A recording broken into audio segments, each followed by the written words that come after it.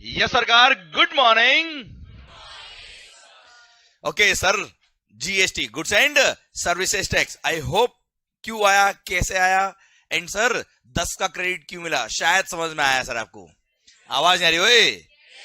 पक्का? CGST, SGST और IGST, sir how it is utilised and how the GST is destination based consumption tax, शायद पूरा justified है आपके एंड पे सर। और हाँ है ना सर, अल्टीमेटली जीएसटी रेवेन्यू कौन से स्टेट को मिल रहा था सर? कल वाले एग्जांपल में याद आया सर आपको?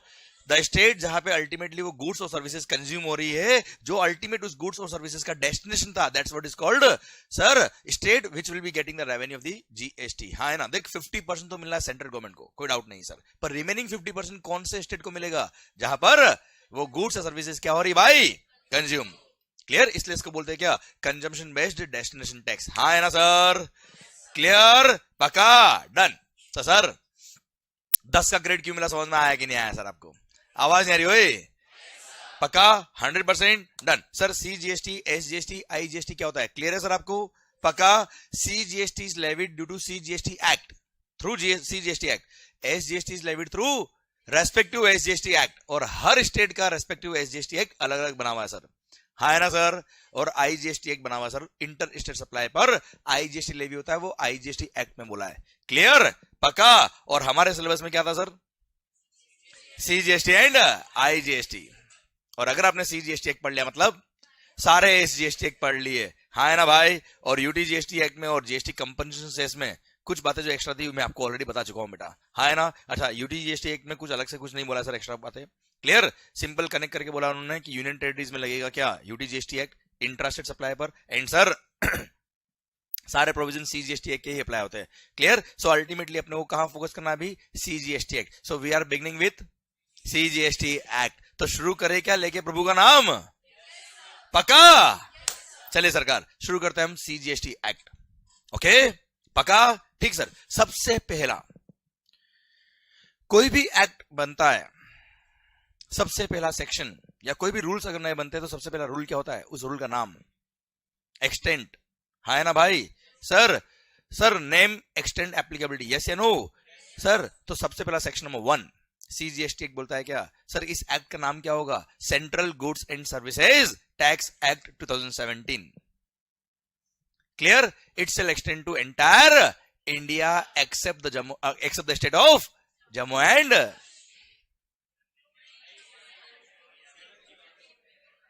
Sir except the state of Jammu and Kashmir. जब जीएसटी आया था तब तो आर्टिकल नंबर 370 था ना भाई 2017 के अंदर। क्लियर? तो एक्ट में तो अभी भी लिखा है, पर सुनो ध्यान से। 1 जुलाई 2017 को जब सीजीएसटी एक्ट बना था सर, उसमें लिखा था क्या? This act shall apply to entire country India except the state of Jammu and Kashmir. हाँ है ना सर? एक मिनट। पर since this tax is destination based consumption tax, और जम्मू एंड कश्मीर में अगर कोई गुड्स या सर्विसेज कंज्यूम हो रही है तो sir Jammu and Kashmir state को रेवेन्यू नहीं मिलता जीएसटी का बेटा फिर। क्लियर? तो sir Jammu and Kashmir state government ने कैलकुलेशन लगाई, वो अगर जीएसटी एक्सेप्ट नहीं करते, मोदी जी की बात नहीं मानते, तो और लॉस में जाते वो लोग। इसलिए अल्टीमेटली महबूबा मान गई। महबूबा मुफ्ती भाई, तुम भी पता नहीं कहाँ इमोशनल हो रहे हो सर। एंड अल्टीमेटली 8 जुलाई को, 8th ऑफ जुलाई को स्पेशल ऑर्डिनेंस पास करके, अच्छा ये क्यों पास करना पड़ा? क्योंकि बिफोर आर्टिकल 370 जब रिमूव हो उससे पहले क्या लिखा था सर? पूरे इंडिया में जो भी प्रोविजंस एप्लीकेबल हो रहे हैं वो जम्मू एंड कश्मीर में भी एप्लीकेबल होंगे, बट वहां की स्टेट गवर्नमेंट की पहले कॉन्क्रेंस, उसकी परमिशन, उसका अलग से सर यस होना चाहिए, तब जाके वहां अप्लाई होगा, हाँ है ना? और सर 8 जुलाई को महबूबा मान गई, और 8 जुलाई को क्या हो गया, जम्मू एंड कश्मीर में भी स्पेशल ऑर्डिनेंस लगा के सर ये प्रोविजंस एप्लीकेबल कर दिया, और स्पेशल ऑर्डिनेंस पास करके सीजीएसटी एक्ट भी वहां अप्लाई हो गया, हाँ है ना भाई? तो सर आर्टिकल 370 तो बाद में हटा, पर जीएसटी तो वहां से पहले ही एप्लीकेबल हो गया था सर 8th ऑफ जुलाई से ही सर, 8th ऑफ जुलाई 2017, हाँ है ना भाई? जब हम छोटे थे बेटा, हाँ है ना भाई? क्लियर, समझे मेरी बात? Done. Plus sir, this act shall commence from 1st of July 2017 sir, जब से जीएसटी आया, हाँ है ना भाई? ये सेक्शन नंबर 1। सेक्शन नंबर 2 में डेफिनेशंस दी होती सर, जो हम जैसे वक्त आएगा हम पढ़ेंगे सर। मैंने चैप्टर 1 के एंड में आपको सारी डेफिनेशन पूरे एक्ट में जो जितनी भी है सेक्शन नंबर 2 पूरा दे रखा है। क्यों? हर रेस्पेक्टिव चैप्टर में मैंने जहां जहां वर्ड काम है वहां तो डिफाइन किया हुआ ही है, पर एक कंपाइल करके एक जगह वापस दिया है। मान लो कभी आपको कोई डेफिनेशन देखना है तो फटाफट वहां गए और देख लिया सर, ओके? और कभी भी डेफिनेशन कोई वर्ड ढूंढना ना आपको सर, तो जैसे अल्फाबेट अरेंज होता है ना मोबाइल के अंदर, आपने देखा होगा सॉर्टिंग क्या होता है अल्फाबेट के नंबर से, क्लियर? एबीसीडी के अरेंज में, तो वैसे ही डेफिनेशन मिलेगी कोई भी एक्ट हो सर आपके लिए, कोई भी रूल्स हो, क्लियर? तो वहां हम ढूंढ सकते हैं इजीली सर, बट ठीक है वो रेफरेंस के लिए मैंने दिया आपको, ओके सर। सर बाकी सेक्शन की बात बाद में करूंगा, पर सर सबसे पहला सेक्शन नंबर 9 पता है सर? कोई भी टैक्स अगर लगेगा, भले वो इनकम टैक्स हो, जीएसटी हो, सीजीएसटी हो, आईजीएसटी हो, यूडीजीएसटी हो, एसजीएसटी हो, कोई भी टैक्स अगर लगता है तो सबसे पहला ऑथोरिटी ऑफ द लॉ चाहिए। और ऑथोरिटी ऑफ लॉ मिलती है कहां से? चार्जिंग सेक्शन से। And the charging section under CGST act is section number 9। तो शुरू करते कहां से? सेक्शन नंबर 9 से शुरू करें बात बेटा। अरे शुरू करें क्या भाई? क्लियर? तो सर दिल थाम के बैठना, भगवान का नाम लेके बैठना, क्योंकि सर अब शुरू हो रहा है आपके लिए क्या? सीजीएसटी एक्ट सेक्शन नंबर 9, देखिएगा ध्यान से।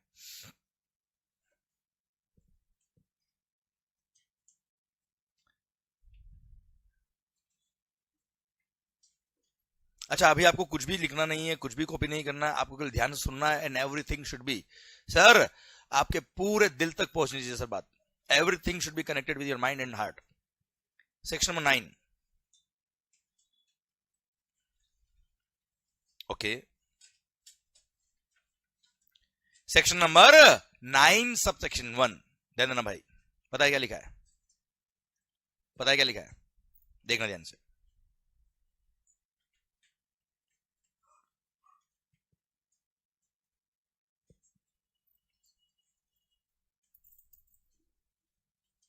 Sir CGST shall be levied. CGST shall be levied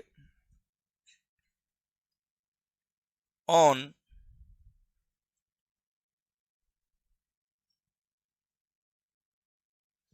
intra state supply. क्या बोला मालिक?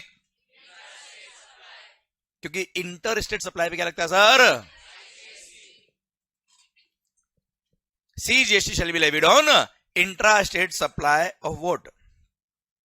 Of goods और सर्विस और both। अच्छा गुड्स और सर्विस और बोथ लिखा है, उसका रिलेवेंस क्या है? वैसे मैं आपको सर 2-3 लेक्चर जाएंगे तो आपको समझ में आ जाएगा कि इस बोथ का मतलब कुछ भी नहीं है सर, प्रैक्टिकली बोथ का रिलेवेंस नहीं है, but to be on a safer side government ने सर बोथ भी लिखा है सर, क्योंकि नया एक्ट बना है, और अगर कोई भी सप्लाई टैक्सेबिलिटी के स्कोप से निकल गया, लेवी के स्कोप से निकल गया, तो टैक्स कभी लगेगा नहीं सर उस पर।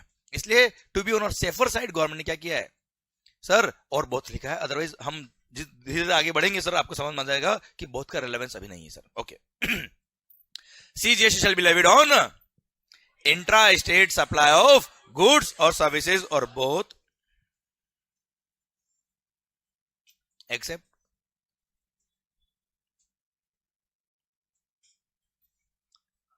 दारू बेवड़ो sir.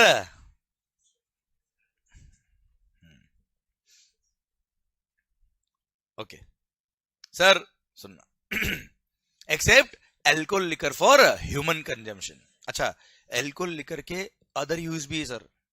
Alcohol liquor industrial use में भी आता है, पता होगा ना सर आपको तो।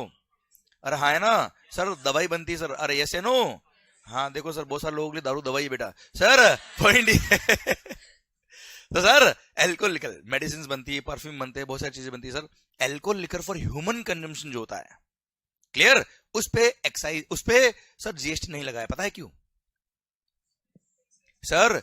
Alcohol liquor for human consumption पर, alcohol liquor for human consumption पर before GST state excise duty लगता था। क्या लगता था बेटा? मतलब excise was the revenue of state government in case of alcohol liquor for human consumption. Second sir, इसमें वेट लगता था सेल करने पर, sales tax which is also the revenue of state government. मतलब दारू पर सेंट्रल गवर्नमेंट का कोई रेवेन्यू नहीं था। और अगर इसको जीएसटी में इंट्रोड्यूस कर देते तो क्या होता सर? रेवेन्यू डिवाइड हो जाती सेंट्रल और स्टेट में, और sir state government do not want to lose their revenue, और इस पे हैवी रेवेन्यू होता है सर। पता होगा ना सर आपको तो। खैर हाँ, बहुत अच्छा बेटा सर, सुनना। तो सर ध्यान समझना सर, अभी भी सर स्टेट गवर्नमेंट ने बोला जब जीएसटी आ रहा था कि we don't want to lose our revenue, और इस पे हैवी टैक्सेस थे, क्लियर। और सर जीएसटी के अंदर एक लिमिटेड रेट से ही टैक्स लगता है सर, हम बताएंगे, बात करेंगे हम। Maximum rate of GST can B sir, maximum rate of GST can B 40% बेटा, क्लियर, 40, क्लियर, बात करेंगे फिर को आप, क्लियर। जबकि दारू पर बहुत ज्यादा रेट ऑफ टैक्स है, बहुत ज्यादा रेट से टैक्स लगता है बच्चे। ओके सर, ध्यान देना मेरी तरफ, मेरी तरफ ध्यान दो आप। Okay sir, alcohol liquor for human consumption, क्या बोला मालिक? Alcohol liquor for human consumption is kept out of the scheme of GST. इस पे अभी भी क्या लगता है साहब? State excise duty. इस पे अभी भी क्या लगता है सर?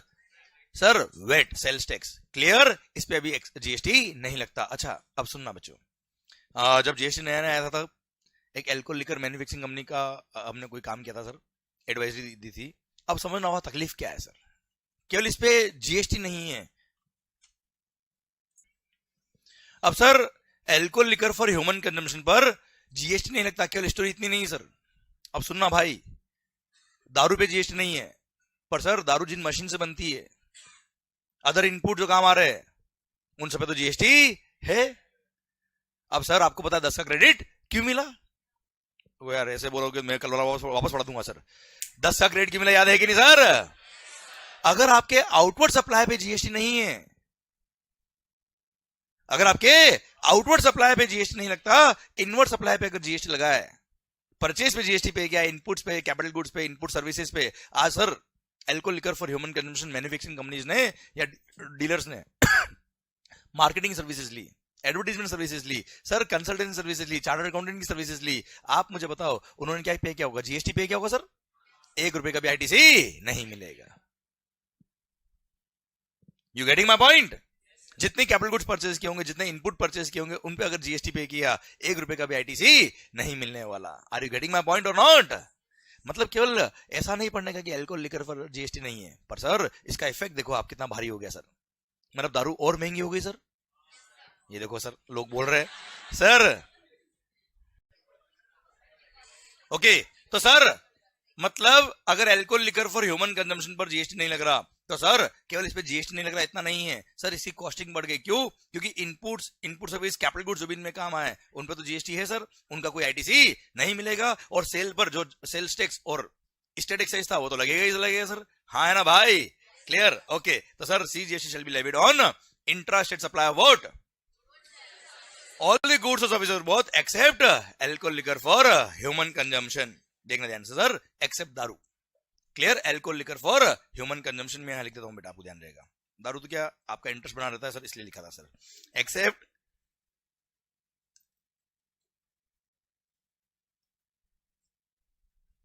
Alcohol liquor for human consumption at the rate which will be notified by the government. अच्छा, नोटिफाइड बाय द गवर्नमेंट मतलब डेलीगेटेड पावर बेटा। और ध्यान देना बेटा, डेलीगेटेड पावर जीएसटी के अंदर, ओ भाई जहां पे भी गवर्नमेंट क्या डेलीगेटेड पावर दिया जीएसटी के अंदर, वहां अगर डायरेक्ट सेंट्रल गवर्नमेंट कुछ अमेंडमेंट कर दे तो मामला सही होगा क्या sir?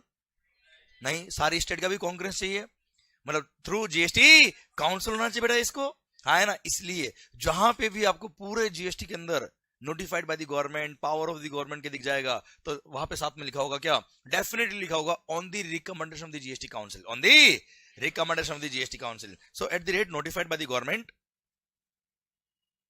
on the recommendation of the GST council। समझ में आ रहा बेटा पॉइंट? और हाँ है ना भाई, at the rate which will be notified by the government on the recommendation of the GST council, but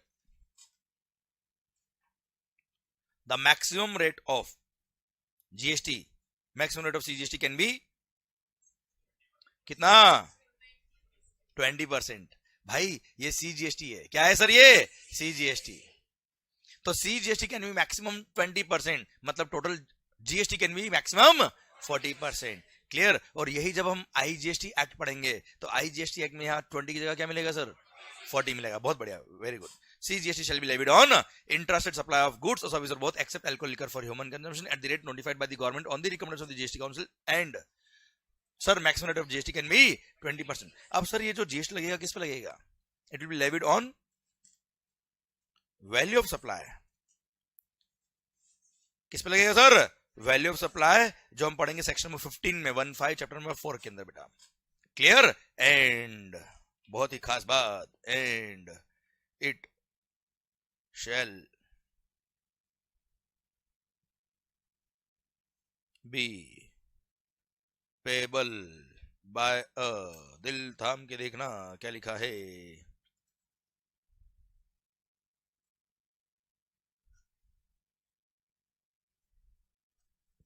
and it shall be payable by a taxable person. एक minute sir, maximum rate of GST can be 20% and it shall be payable by a taxable person. सुनना बच्चों ध्यान से, बहुत ही खास बात। अच्छा यहां तक एक एक वर्ड समझ में आया बेटा आपको, it shall be payable by, आवाज नहीं आ रही sir, it shall be payable by, ये क्या होता है sir, the term taxable person is defined under GST. और टैक्सेबल पर्सन का मतलब पता है क्या है sir, a person who is registered under GST और is liable to be registered under GST. एक minute, a person who is registered under GST or is liable to be registered under GST, मतलब आप GST में registered हो तो आप taxable person हो। आप GST में रजिस्टर्ड नहीं हो but you are liable for registration, मतलब आप पे GST की लायबिलिटी है, you are liable for registration, और आपने रजिस्ट्रेशन के लिए अप्लाई नहीं किया होशियारी तो भी छोड़ेंगे नहीं आपको। You are a taxable person and once you are a taxable person, charging section आप पे अट्रैक्ट हो गया भाई। सर अच्छा वापस सुनना, समझना ध्यान से। अरे भारी पॉइंट है सर ये वाला ओ सर 1 मिनट लगेगा केवल। It shall be payable by a taxable person, मेरी बात को समझने की कोशिश करना sir. Sir it shall be payable by a taxable person, मतलब टैक्सेबल पर्सन मतलब अ person who is registered under GST. अब इस बात पे तो सोच लो आप, ये सोचा ही नहीं हमने। अ पर्सन हु इज, मान लो सर क्या नाम, उज्जवल सरकार, ही was not liable for registration but इसने वॉलंटरी रजिस्ट्रेशन करा दिया जीएसटी के अंदर। ही was not liable for registration, इसका टर्नओवर 20 लाख से कम था, थ्रेशोल्ड लिमिट फॉर रजिस्ट्रेशन से कम था, he was not liable for registration at all, but sir इसने वॉलंटरी रजिस्ट्रेशन करा दिया जीएसटी के अंदर सर। और जैसे ही रजिस्ट्रेशन सर्टिफिकेट मिला, now you are a registered person, now you are a, and once you are a registered person you are a, and once you are a taxable person, section number 9 sub section 1 आप पे attract हो गया। और section 9(1) attract हो गया मतलब जैसे ही आपने वॉलंटरी रजिस्ट्रेशन कराया, although you are not liable for registration, पर जैसे ही रजिस्ट्रेशन सर्टिफिकेट मिला, अब जो भी सप्लाई करोगे सब पे जीएसटी पे करना पड़ेगा सर। भले आपका टर्नओवर, जैसे मैं आपको जस्ट नॉलेज के लिए बता रहा हूं, आगे हम पढ़ेंगे बहुत डेप्थ के अंदर। सर 20 लाख तक का टर्नओवर होता है अगर आपका, कितना 20 लाख, तब तक आपको रजिस्ट्रेशन की जरूरत नहीं सर। अभी बेसिक चीज बता रहा हूं आपको मैं। आपका टर्नओवर क्या था, कितना 2 लाख रुपए मान लो, पर आपने कहा नहीं रजिस्ट्रेशन करा लेते जीएसटी में, अच्छा लगेगा सर। और भी बहुत सारे फैक्टर होते हैं सर, वो छोड़ो अभी। आपने रजिस्ट्रेशन करा दिया, अब सर जैसे ही आप रजिस्ट्रेशन सर्टिफिकेट मिला, जैसे ही आप सप्लाई करेंगे, ऑल्दो आपका टर्नओवर 20 लाख क्रॉस नहीं हुआ है, फिर भी जो भी आप सप्लाई करेंगे सब पे टैक्स लगेगा सर, क्योंकि you are a taxable person. इसलिए आपने सुना होगा वॉलंटरी रजिस्टर्ड पर्सन को जीएसटी पे करना पड़ता है। रीजन इज दैट, समझे मेरी बात? सर्विस टैक्स में ऐसा नहीं हुआ करता था। अरे हाय ना भाई, एक्साइज में ऐसा नहीं हुआ करता था। ओके पर यहां पर वर्ड समझ मारा, टैक्सेबल पर्सन का मतलब सर, हाँ है ना भाई, क्लियर। पर सर सेकंड थिंग, अब देखो आप लायबल फॉर रजिस्ट्रेशन थे, आपने रजिस्ट्रेशन करा दिया, you are a taxable person. आप लायबल फॉर रजिस्ट्रेशन नहीं थे, आपने रजिस्ट्रेशन करा दिया, you are a taxable person. आप लायबल फॉर रजिस्ट्रेशन थे, रजिस्ट्रेशन के लिए अप्लाई नहीं किया, तो भी you are a taxable person. मतलब छोड़ेंगे नहीं सर, टैक्स तो लेंगे। आप रजिस्ट्रेशन कराओ या मत कराओ, टैक्स तो लेंगे, बिकॉज आप टैक्सेबल पर्सन हो और सर लेवी के स्कोप में आ गए आप, हाँ है ना सर? ओके वैसे हम इस टॉपिक को टैक्सेबल पर्सन को और आगे जब रजिस्ट्रेशन चैप्टर आएगा तब डिटेल में और बात करेंगे, पर अभी समझ में आया कि नहीं आया? जितना रेलेवेंट था मैंने बताया आपको, हाँ है ना भाई? Okay sir, CGST shall be levied on intra-state supply of what? Goods or service or both, except alcohol liquor for human consumption at the rate notified by the government on the recommendation of the GST Council. But maximum rate of GST can be 20%. This rate of tax will be charged on value of supply and it shall be payable by a taxable. Clear? पक्का माहौल? Sir अब एक word का meaning मेरे को समझना आपसे। CGST shall be levied. What do you mean by levy? हाँ sir, what do you mean by levy? Sir levy का मतलब क्या होता है सर? चार्ज होना। Very good. लेवी मतलब चार्ज होना, इंपोज होना, है ना सर? टैक्स इंपोज हो रहा है, टैक्स लग रहा है ना? ऐसा कौन सा काम आप हिंदुस्तान में कर रहे हो, ऐसा कौन सा एक्टिविटी आप कर रहे हो जिसकी वजह से ये टैक्स लग रहा है? आवाज नहीं आ रही सर? क्या लिखा है? सप्लाई। क्या लिखा है सर? सेक्शन नंबर 9 सबसेक्शन 1 में लिखा है।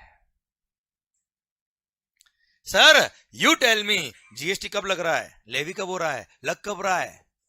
सप्लाई पर। हाँ ठीक है, CGST और AGST इंट्रास्टेट पे लग रहा है, IGST इंटरस्टेट सप्लाई पे लगेगा, पर अल्टीमेटली कब लगेगा सर? सप्लाई पे। क्लियर? समझे मतलब मेरी बात? मतलब ये हो गया sir taxable event under GST। Taxable event under GST is, आवाज नहीं आ रही हुई, supply. Taxable event under GST is supply. ऐसा कौन सा आप काम कर रहे हो जिसकी वजह से जीएसटी लग रहा है? ऐसा कौन सा एक्टिविटी जिसके होने पे टैक्स लग रहा है? ऐसा कौन सा वो इवेंट है on the happening of which this tax is being levied? That's why sir ऐसा इवेंट जिसके होने पे टैक्स लग रहा है, टैक्स एबल हो रहा है, that event is called taxable event, और वो event under GST is supply. कुछ समझ में आ रहा है कि केवल जा रहा है? पक्का? What is the taxable event under excise? Manufacture of the goods. Very good. Sir, what is the taxable event under sales tax? Wait. Sale of goods. Sir, what is the taxable event under customs? Import of goods and export of goods. हाँ है ना भाई? मतलब आपको taxable event का मतलब समझ में आ गया सर। समझो मेरी बात को सर। आप चीजों को समझने की कोशिश करिए कि किस तरह से हम पढ़ रहे हैं। आप पढ़ने का अप्रोच समझिए सर। सर मैंने आपको ये नहीं बोला कि taxable event under GST supply, हमने डिराइव किया है। आपने और हमने बात करते करते समझा है कि टैक्सेबल इवेंट क्या होता है। अब आप देखो, मैंने तो एक चीज पढ़ाई, बाकी सब तो आपने बताया ना मुझे यार। मैंने कल बोला था you are into final level. आपका दिमाग इतना मैच्योर्ड है सर, आपको कोई डायरेक्शन में दे दूं उसके बाद तो काम आपका हो जाएगा। वैसे भी सर एग्जाम्पल मैंने आपको ये दिया है, देखो सर।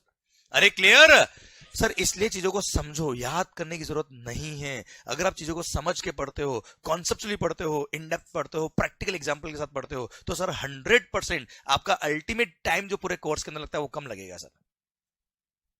अभी देखो ना, आपने तो एक चीज पढ़ी, हाँ ठीक है, इसको पढ़ने में हमने क्या किया, 2 मिनट एक्स्ट्रा दिए, पर आगे के 10 मिनट बच गए सर अपने।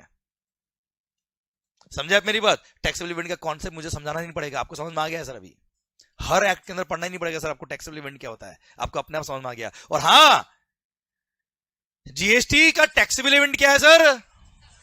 ये कहां लिखा है? मैंने बताया क्या आपको? सर आपने बताया मुझे, क्योंकि ये कहां लिखा है? ये जीएसटी चार्ज होगा सर। कब होगा? सप्लाई होने पे होगा। ये कहां लिखा है? इसलिए सेक्शन 9 सब सेक्शन 1 को बोलते हैं क्या? Charging section. ये वो सेक्शन है जिसके होने की वजह से ये टैक्स चार्ज हो रहा है। चार्जेबिलिटी कब होगा? ये लिखा है सेक्शन 9 सब सेक्शन 1 में। हर टैक्स के सेक्शन में, हर टैक्स के सर आप एक्ट में देखना, एक ना एक सेक्शन चार्जिंग सेक्शन जरूर होगा, जिसकी वजह से पता पड़ेगा कि कौन से इवेंट पे टैक्स लगता है बच्चों। क्लियर मालिक? पक्का? ओके सर, ये था आपका section 9 sub section 1। Taxable event आपको समझ में आया सर? हाँ है ना भाई? अच्छा, यहां पे सेक्शन 9 सब सेक्शन 1 के स्टार्टिंग में लिखा है क्या? बेयर एक्ट के अंदर subject to subsection number 2। Subsection 2 में भी कुछ बातें लिखी है। अब सबसेक्शन 2 में क्या बात लिखी वो भी देख लेते हैं सर हम।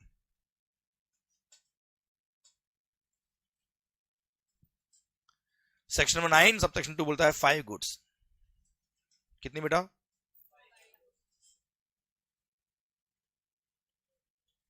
ओ सर 5 गुड्स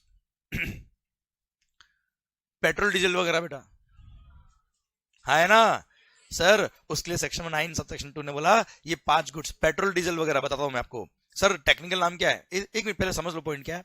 ये 5 गुड्स ऐसी है पेट्रोल डीजल वगैरह जिन पे जीएसटी लगेगा, बट अभी नहीं। Government on the recommendation of the GST council एक डेट नोटिफाई करेगा, तब से लगेगा, पर अब तक नोटिफाई नहीं हुई है। मतलब अभी भी ये 5 गुड्स ऐसी है जिसपे जीएसटी नहीं लगता। मतलब 5 तो ये और एक दारू। अरे है ना? पेट्रोल डीजल या तो घूम लो या झूम लो। क्लियर? दोनों पे जीएसटी नहीं है। है ना भाई? अरे क्लियर? समझे मेरी बात? तो sir petroleum crude, high speed diesel जिसको डीजल बोलते हैं नॉर्मल कोर्स में, सर मोटर स्पिरिट जिसको हम पेट्रोल बोलते हैं नॉर्मल कोर्स में, clear, common known as petrol, aviation turbine fuel जो फ्लाइट में काम आता है, clear, and natural gas. I repeat, 5 goods sir. अच्छा, एलपीजी गैस नहीं बोला है, जो घर पे गैस सिलेंडर काम होता है उसकी बात नहीं कर रहा हूं, नेचुरल गैस की बात कर रहा हूं आपसे। Okay sir, 5 goods petroleum crude, high speed diesel, motor spirit common known as petrol, sir aviation turbine fuel और नेचुरल गैस। ये 5 गुड्स ऐसी है जिन पे जीएसटी लगेगा, but from a date to be notified by the government on the recommendation of the GST council. अभी नहीं लगेगा सर। क्लियर? तो ये 6 गुड्स हो गई सर एक तरह से, which are non taxable supply. Which are, ये वो सप्लाई जिसपे जीएसटी लगता ही नहीं, लेवी ही नहीं होता है। ये एग्जाम नहीं है, लेवी नहीं होता है। समझ रहे हो मेरी बात? क्लियर? सरकार कुछ समझ में आ रहा है? तो सर घूम लो और झूम लो, इन दोनों पे भी जीएसटी नहीं है। क्लियर? आइए sir section number 9 sub section 3 की तरफ बात करते हैं सर हम।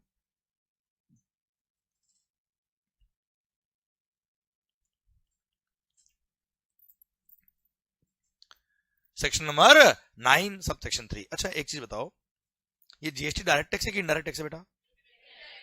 कोई डाउट आपको बेटा? ओके, मेरे को भी नहीं सर। इधर सर, इनडायरेक्ट टैक्स का मतलब क्या होता है बेटा? कि सप्लायर जो गुड्स से सर्विसेज सप्लाई कर रहा है वो कस्टमर से टैक्स लेगा, हूं करो रे, और गवर्नमेंट को पे करेगा। कौन पे करेगा? सप्लायर पे करेगा सर। पर कुछ केसेस में सिस्टम को रिवर्स कर दिया, और वहां कौन लायबल है? रेसिपिएंट को बोल दिया भाई साहब हम सप्लायर से नहीं लेंगे, ना हो पाएगा, तुम रेसिपिएंट डायरेक्टली गवर्नमेंट को टैक्स पे कर देना। क्लियर? उसको बोलते हैं क्या? Reverse charge mechanism. ओके, उसका पावर कहां से आया वो देखिए, सेक्शन 9 सब सेक्शन 3 बोलता है क्या?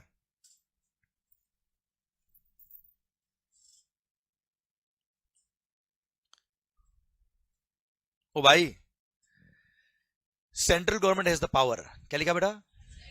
अच्छा, आप एसजीएसटी पढ़ेंगे तो state government has the power. Clear?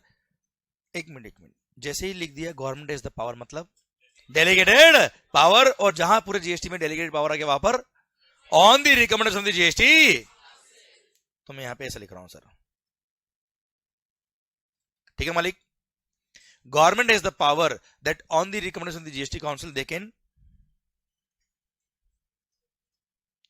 Notify certain goods or services or both. They can notify certain goods or services or both. Sir एक काम और कर सकते हैं, मेरे दिमाग में आया कि जो भी स्लाइड्स में यहाँ लिख रहा हूं, जो वीडियो क्लास में, उनको तो आराम से लेक्चर के बाद में आप क्लिक कर लीजिएगा, क्लियर। और जो यहाँ है उनको प्रोजेक्टर अगर क्लियर नहीं दिख रहा है पीछे से क्लिक करने पर, क्योंकि पीछे से कल मेरी फोटो दिख रही थी बेटा, कल तो है ना सर। तो व्हाट आई विल डू, ये स्क्रीन का मैं ही क्लिक करके ग्रुप में डाल दूंगा आप लोगों के लिए। ये देखो सर, सर आप ऐसी बात है सर, एग्जाम भी आप दे दो सर एक बार प्लीज सर।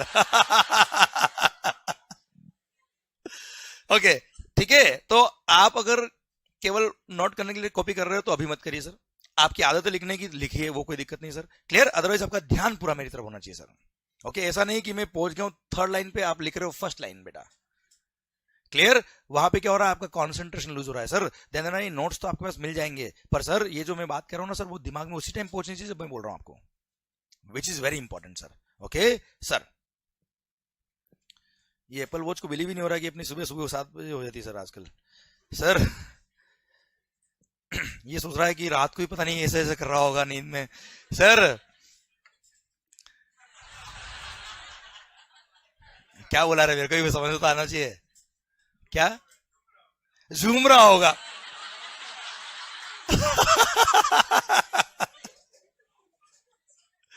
सर मैंने कल भी आपसे कहा था, चढ़ती शराब से नहीं है, माहौल से है सर, माहौल सर, इसको समझ नहीं आता बात पर सर। पॉइंट ये, central government has the power to notify, मतलब on the recommendation of the GST Council they can notify certain goods or services or both, they can notify certain goods or services or both, और notify करके बोल देंगे कि इन notified goods और services or both में recipient shall be liable to pay GST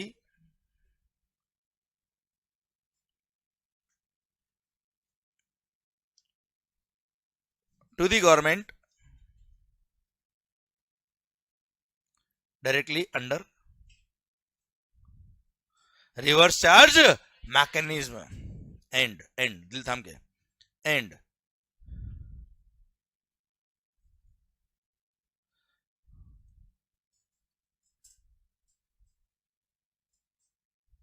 and all the provisions of the act will apply, all the provisions of the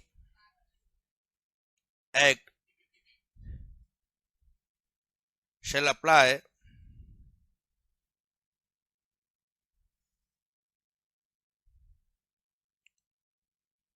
on the recipient as if he is the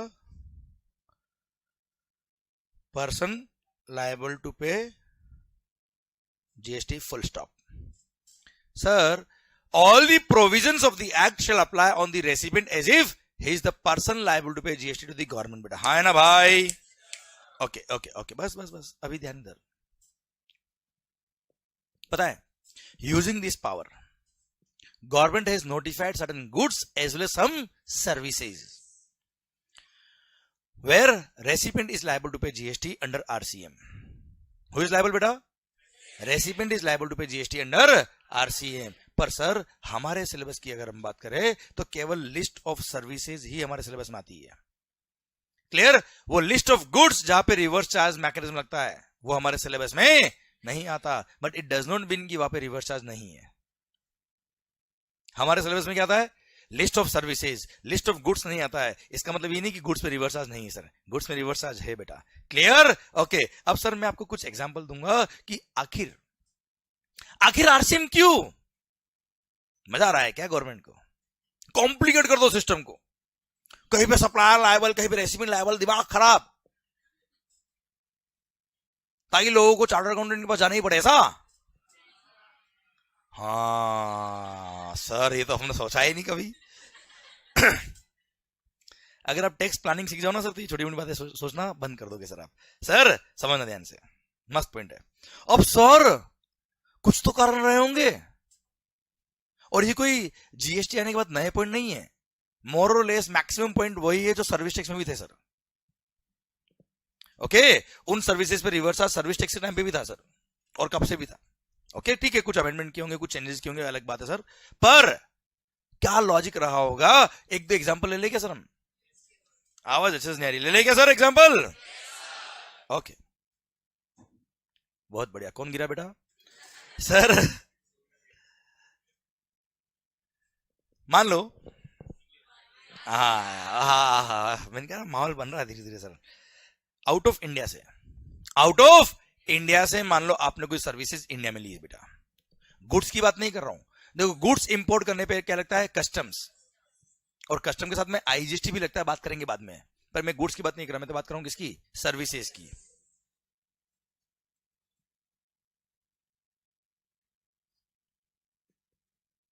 value of services कितना बेटा? 10 लाख। मान लो out of India से services दी थी किसने? Mister Don. Mister Don ने services दी आउट ऑफ इंडिया से किसको? मिस्टर कौन को? डॉन ने सर्विसेज दी कौन को? कहां से? आउट ऑफ इंडिया से, इंडिया में। क्लियर? और सर सर्विसेज इंपोर्ट करने पे आईजीएसटी लगता है बेटा, ठीक है? अभी समझ लो क्यों लगता है, कैसे लगता है, वो बात करेंगे बाद में सर। 18% मान लो रेट ऑफ टैक्स है, कितना हो गया बेटा?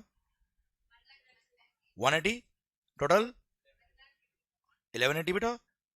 हाँ करो रे सर। अब सोचो ध्यान से, supplier of service is Mr. Don, which is located outside India, and recipient of service is Mr. Con, who is in India.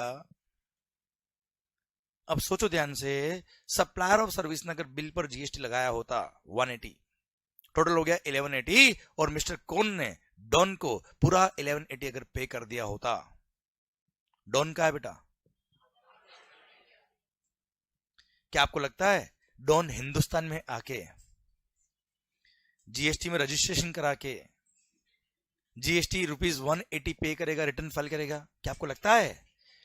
क्या जीएसटी डॉन पे करेगा? आवाज नहीं आ रही ओए। अब अगर जीएसटी डॉन नहीं पे करेगा, क्या गवर्नमेंट उसको पकड़ पाएगी? क्यों?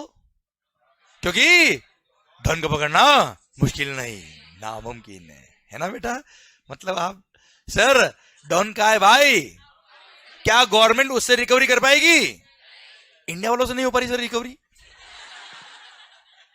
आउट ऑफ इंडिया सर, जब गवर्नमेंट का टेरिटरी नहीं है।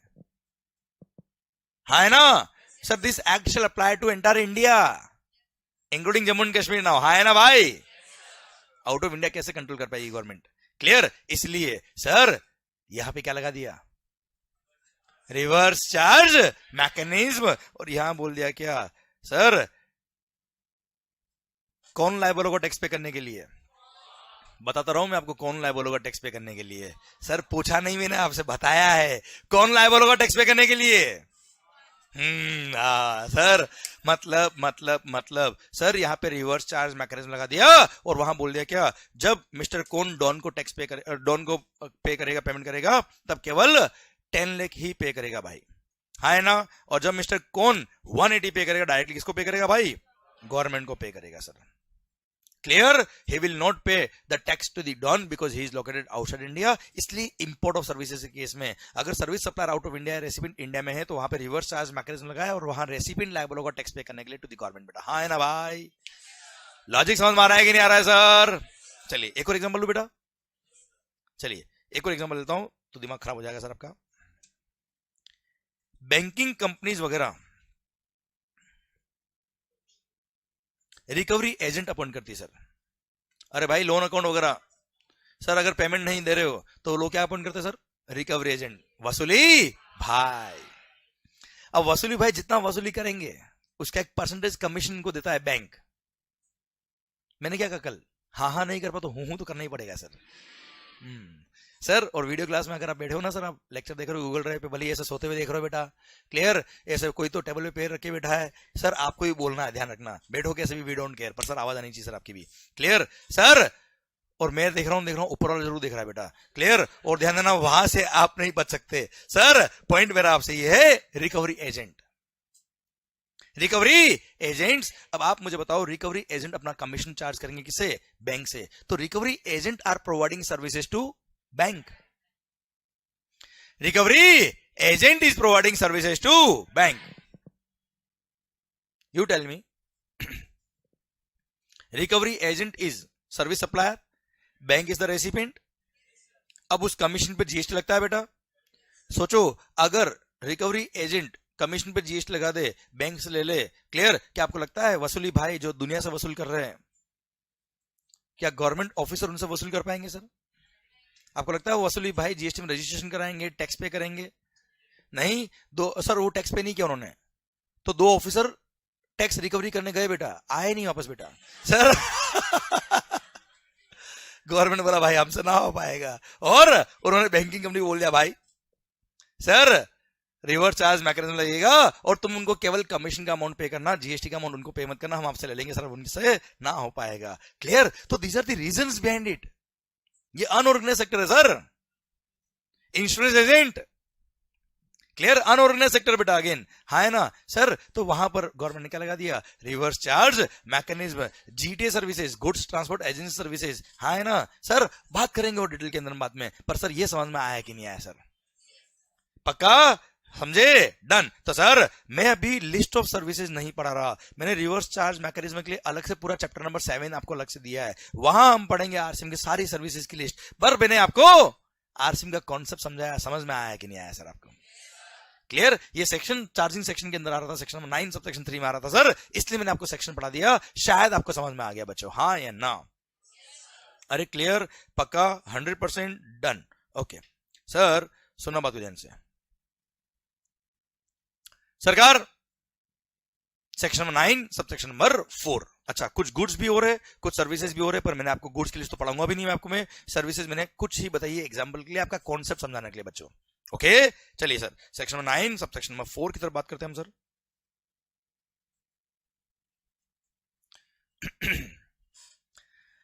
सेक्शन नंबर 9 सब सेक्शन 4 बोलता है क्या? अगेन ओ भाई, government has the power that on the recommendation of the GST they can notify certain goods or services or both। और ये नोटिफाई करके बोल सकते हैं क्या कि नोटिफाइड कैटेगरी ऑफ गुड्स और सर्विस और बोथ, अगर किसी notified category of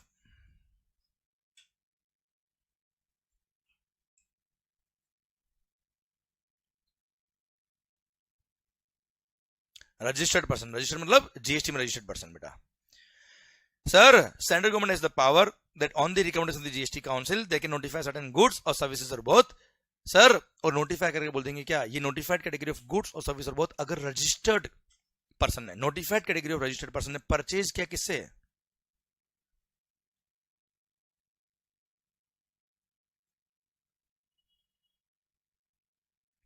from any unregistered person. तो ऐसे केस में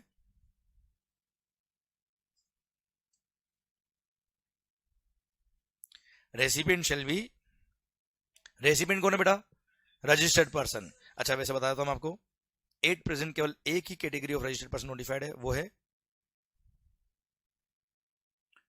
प्रमोटर, जिसको हम प्यार से मोहब्बत से बोलते हैं क्या? बिल्डर। ओके केवल बिल्डर नोटिफाइड है सेक्शन 9 सब सेक्शन 4 में। और बिल्डर ने जैसे for example cement, cement is notified goods, cement purchase किया किससे? अनरजिस्टर्ड पर्सन से। किससे परचेज किया बेटा? तो वहां पे रिवर्स चार्ज मैकेनिज्म में सीमेंट पे जो भी रेट ऑफ टैक्स है उस रेट से टैक्स पे करना पड़ेगा किसको? बिल्डर को बेटा। ओके ठीक है सर, अभी पढ़ते हैं हम ध्यान से वापस से पूरे पॉइंट को। Recipient shall be liable to pay GST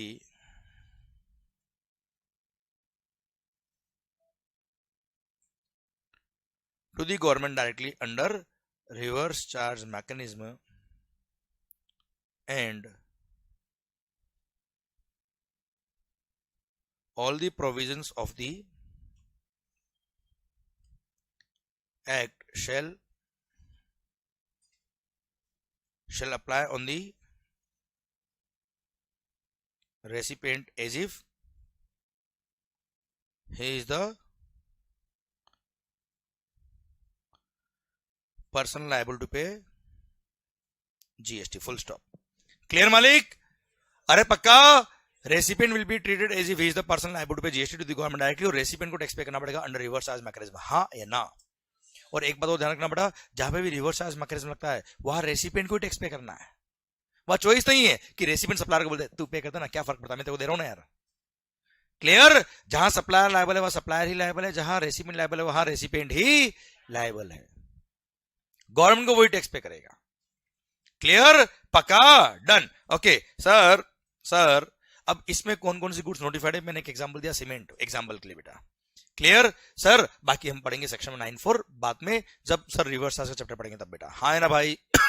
okay sir, पता है अब जस्ट नॉलेज के लिए 2-3 बातें आपको एक्स्ट्रा बता रहा हूं।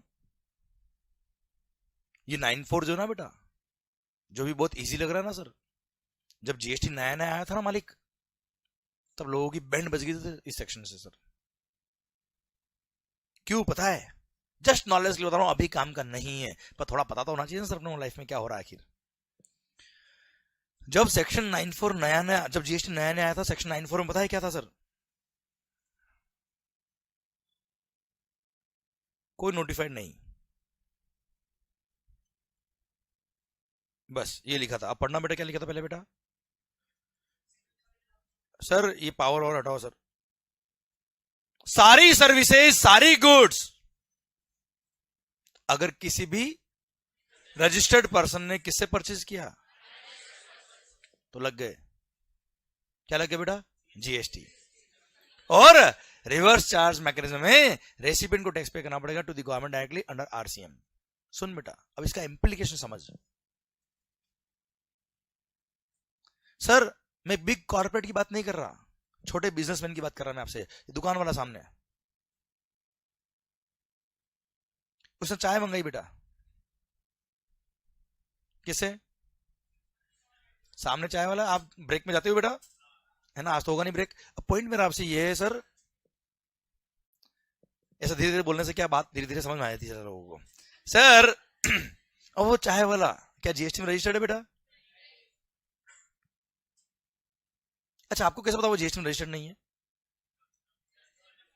नहीं, आपको पता है उसका टर्नओवर कितना है? सर पर लग जाता है, ऐसा देख के लग जाता है ना सर? हाँ ठीक है सर, ओके। मान लो वो चाय वाला जीएसटी में रजिस्टर्ड नहीं है। अब सामने दुकान वाले ने चाय मंगाई बेटा, और वो बिजनेस का खर्चा क्लेम करता है बेटा। अरे हर मंथ में और ईयर एंड पे भी बहुत सारे लोगों के खर्चे बुक होते हैं ना बेटा, general repair and maintenance expenses टका, हाँ है ना भाई? सर स्टाफ वेलफेयर एक्सपेंस, कभी वेलफेयर किया नहीं फिर भी क्लियर होता ना लास्ट में, एडजस्टमेंट सारे सर। अरे हाँ है ना सर?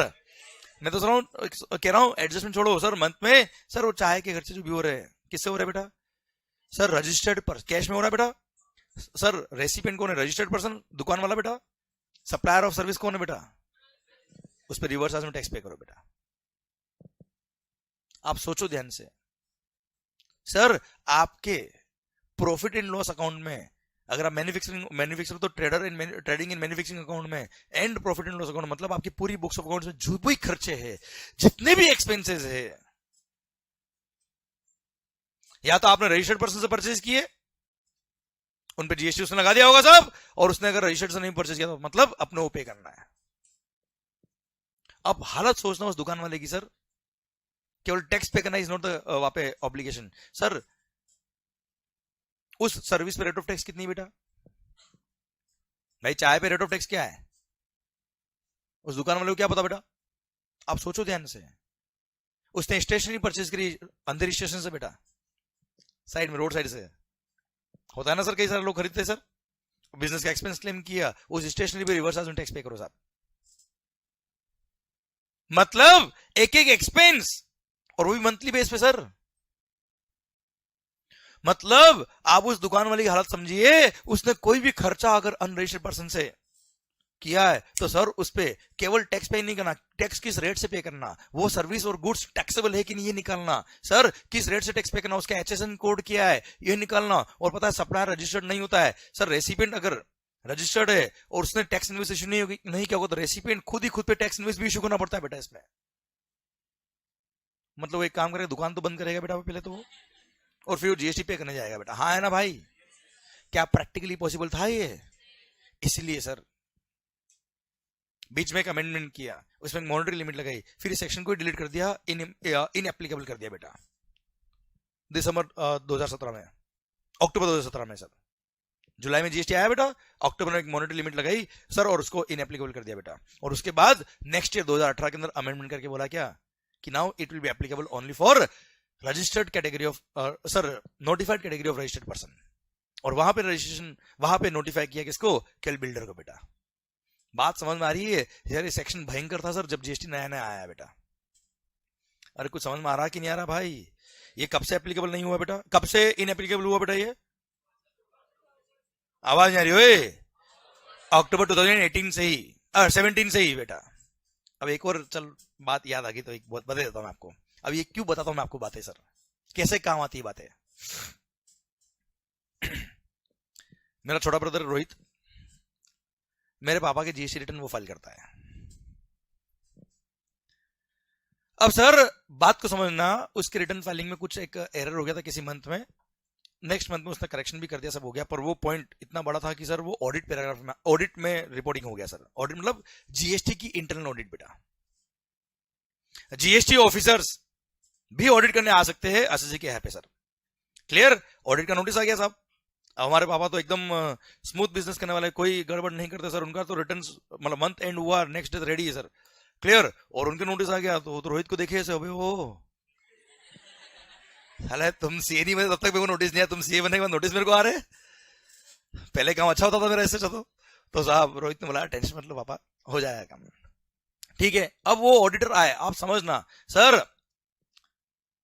और अब पापा का बिजनेस, अच्छा हम कोई पापा का जो बिजनेस है वो एक लिमिटेड लेवल पर है सर। और एक उदयपुर भी नहीं, उदयपुर के पास में एक टाउन है फतेहनगर, जहां की पॉपुलेशन 15,000 है सर, वहां से मैं बिलोंग करता हूं। अब सर वहां ऑडिट टीम आई, ऑडिट टीम मतलब 2 लोग आए सर। सर अब समझना, उनको भाई साहब एकदम वीआईपी ट्रीटमेंट देना है। अब रोहित सर कर लेता, आपने से तो ना हो पाता है, उसने रोहित ने कार वार लाके और सब ले आया, सब उनको हमारे ऑफिस ले आया, पापा के ऑफिस। मैं भी आ गया, पापा ने कहा तेरे को भी आया रहना है बस। उनका ठीक है सर। अब सर सुनना ध्यान से, वो छोटे से टाउन में जिसकी पॉपुलेशन 15,000 है मैक्सिमम, वहां पे वो ऑफिसर है क्या बोल रहा है साहब, उसको कोई पॉइंट मिला ही नहीं। वो तो एक रिटर्न में एरर था, वो रेक्टिफाई भी कर दिया और कोई हेड था नहीं, पर उनको कुछ ना कुछ पॉइंट निकाला सर। दूर से आया सर, 400 किलोमीटर दूर से ऑडिट करने बेटा। सर अब क्या करे, तो कुछ मिला नहीं।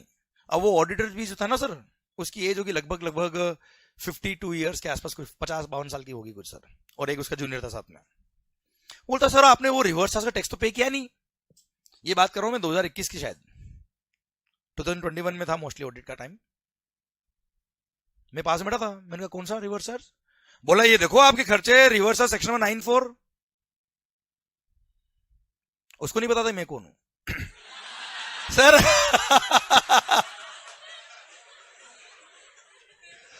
आप समझना हालत सर डिपार्टमेंट की। सर ये हालत है सर, एक्चुअली मैं तो सबको बोलता हूं। मैंने कहा कौन सा सेक्शन 94? बोला पता नहीं पड़ता क्या, और अनरजिस्टर्ड परचेज किया आपने? मैंने कहा अच्छा, क्या लिखा उसके अंदर सर? बोला अगर आपने अनरजिस्टर्ड परचेज किया है, टैक्सेबल सप्लाई है, आप रजिस्टर्ड पर्सन हो, आपको टैक्स पे करना पड़ेगा। मैंने कहा कब पढ़ा आपने ये?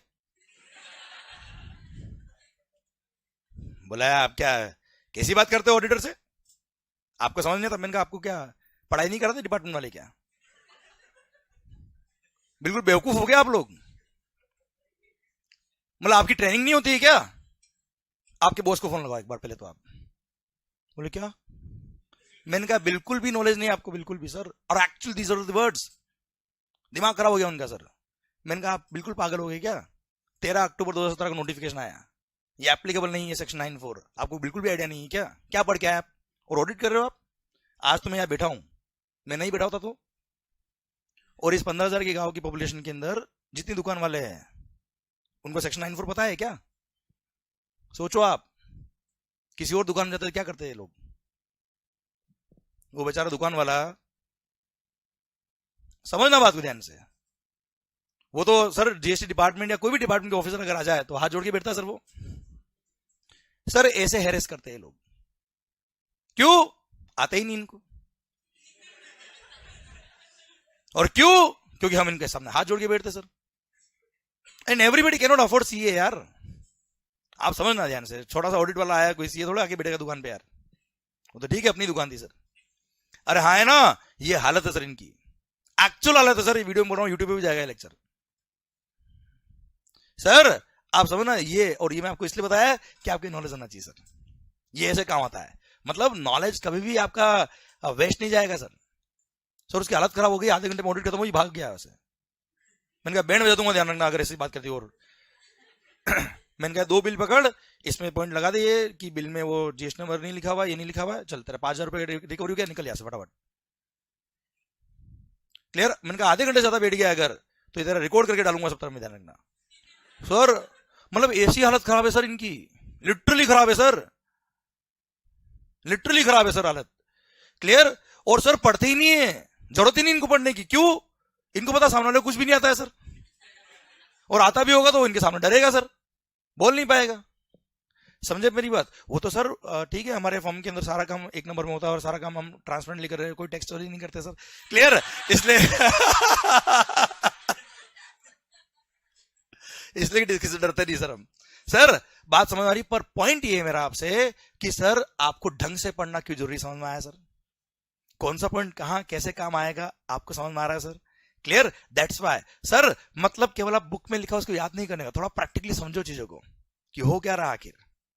क्लियर? ये सेक्शन 94 जब नया नया आया था ना सर, तो सर हर बिजनेसमैन डर गए थे सर, हर बिजनेसमैन। क्योंकि मैंने तो हर जगह जा जाके कॉन्फ्रेंस दी थी बिजनेसमैन के लिए सर, सेमिनार लिए थे।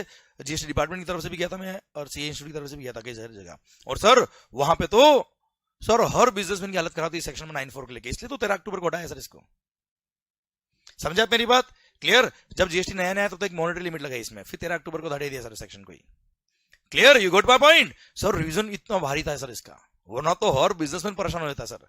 और आप देखिए छोटे छोटे बिजनेसमैन जो होते हैं वो तो ईयर एंड पे एडजस्टमेंट करते हैं, कुछ ना कुछ छोटा मोटा यार टैक्स बचाने के लिए करते ना सर।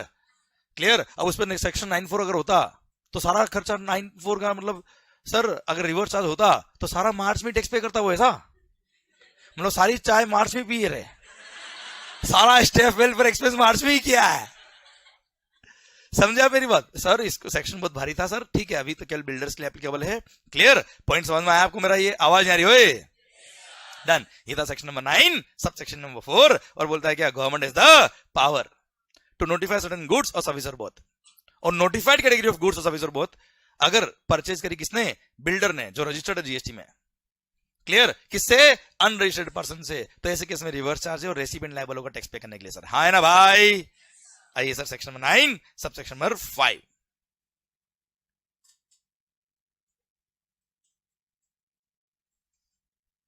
अच्छा टफ है क्या बेटा? मजा आ रहा है ना सर? समझ में आ रहा है ना? बात खत्म सर। मस्त होके सुनना सर, मस्त होके पढ़ना सर। आप सर कभी भी ध्यान रखो, कोई सेक्शन पढ़ रहे हो, कोई प्रोविजन याद कर रहे हो, आप और हम बात कर रहे हैं बस। क्लियर? हम बात कर रहे हैं, समझ रहे हैं, बात खत्म। और लिटरली कह रहा हूं, अगर आपके पॉइंट्स अगर एग्जैक्टली जो लिखा है वो अगर अपनी लैंग्वेज में समझ में आ गया आपको कि the intent of the law क्या है, वो अगर आपको समझ में आ गया, प्रोविजंस का मजा आ जाएगा सर आपको। कोई भी एग्जाम हो लाइफ का सर, कभी दिक्कत नहीं आएगी आपको। आइए sir section number 9 sub section 5 बोलता है क्या? Government is the power.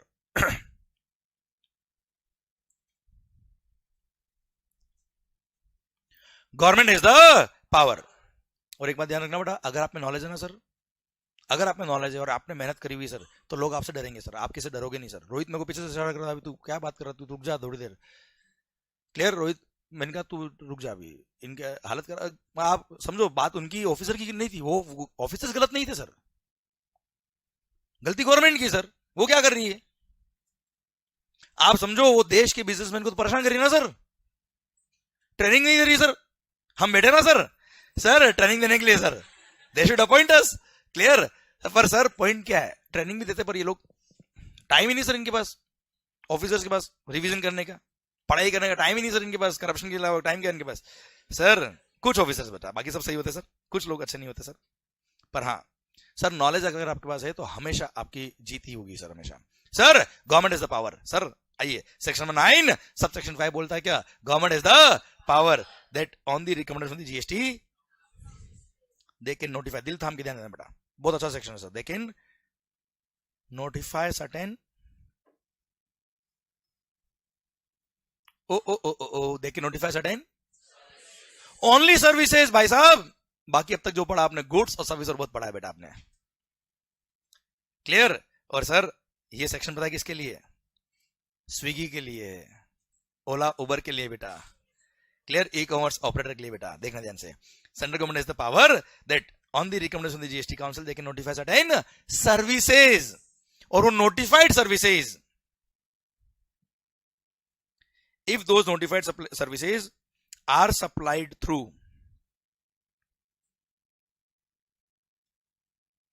electronic commerce operator, किससे सप्लाई किया सर आपने, if those services are supplied through electronic commerce operator then ECO, दिल थाम के देखना, ECO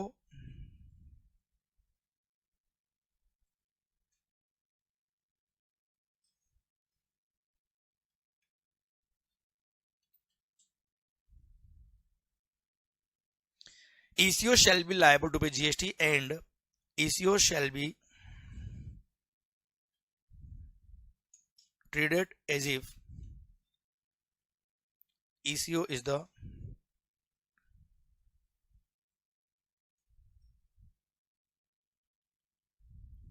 supplier of such services, full stop। देंदर सर, सर कमाल का पॉइंट है भाई। एग्जांपल दूं मस्त वाला बेटा आपको मैं। सर गवर्नमेंट के पास पावर है कि they can notify certain services, और सर्विसेज नोटिफाई करके बोल सकते हैं कि अगर ये नोटिफाइड सर्विसेज आपने इलेक्ट्रॉनिक कॉमर्स ऑपरेटर के थ्रू सप्लाई करी तो सर ऐसे केस में ECO shall be liable to pay tax and ECO shall be treated as if ECO is the supplier of such services। Okay, example दूंगा sir मैं मस्त वाला आपको। ओला उबर टैक्सी तो आपने यूज किया होगा बेटा, हूं करना पड़ेगा रे।